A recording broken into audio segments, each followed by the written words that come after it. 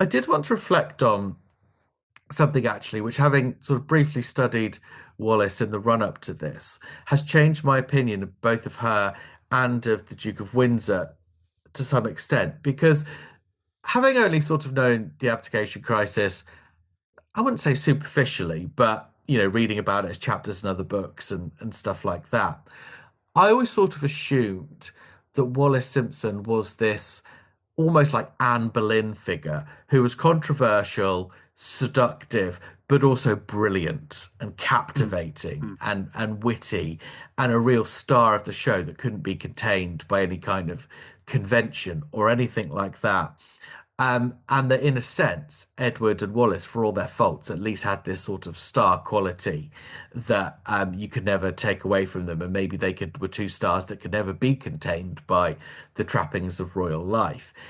And it was interesting doing this, and I recognize that both primary and secondary sources are all biased. But Wallace doesn't actually seem to have been this great wit or conversationalist or sparking intellect or particularly amusing or humorous person. Um, she just seems to be quite ordinary. And Mm. Edward is not a great towering intellect who necessarily needs that in someone. She seems to have had this thing he loved, which she was happy to put him down, both in Yeah, public and in private, which he seems to have um, really latched onto. But she isn't actually this Anne Boleyn figure either in terms of her ability or I think in terms of her ambition. And I found that fascinating. yeah, and it's interesting, isn't it? Because that's often how she's been presented, that she's been presented as the money grabber, as Mm. as that she was looking for the title, that she wanted only ever to be queen. And I think that the evidence probably points towards the contrary. Well, this is what's fascinating. Um, so I would say she probably was a money grabber. She did want fun. She never had any particularly, and an there was an avariciousness, if that's the word, to her.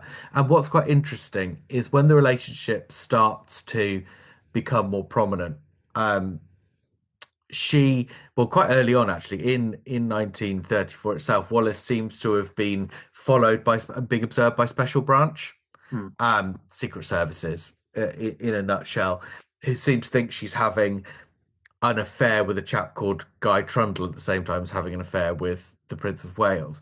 And there are other sources that indicate that might not be true. I bet, but either way, and basically the suspicion that the authorities have at this stage is they don't seem to be worried about Wallace leaving Ernest and marrying the Prince of Wales and that being really inappropriate.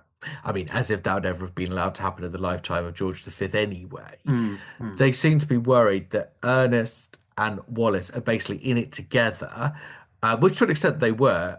This was never the wool never seems to have been pulled over Ernest's eyes in any ways, and they were both using it to try and fleece the prince, Hmm. basically, Yeah. and to get money. And now the Secret Services are making it more sinister by saying Wallace is then using this money to attract younger men. Yeah.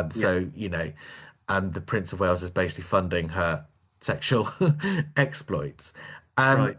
but I think it's interesting. So I think there is an avarice there. Hmm. But what's fascinating, we'll probably talk about this more in future episodes. She seems entirely naive as to the Yes. constitutional setup of the UK. She Yes. seems to believe, and I think she probably gets this from Edward, but she seems to believe that that once he's king, he's got the same levels of power as the US president. Yes. And therefore, if he wants to marry her, of course she'll be able to. She'll get divorced and there'll be no fuss and she'll be queen. And she quite likes the idea of it. But if she had anything like the level of drama it was going to cause and any idea of that, Hmm. well, it was certainly not worth that. She certainly didn't want it to that extent by any means. And frankly, in that setting, she'd probably rather stay with her husband than go off with Edward Yeah. anyway. Yeah. And that seems incredibly naive, but of course she wasn't from these shores. Yeah. And she may have been fed a false impression by her new lover, the Prince of Wales.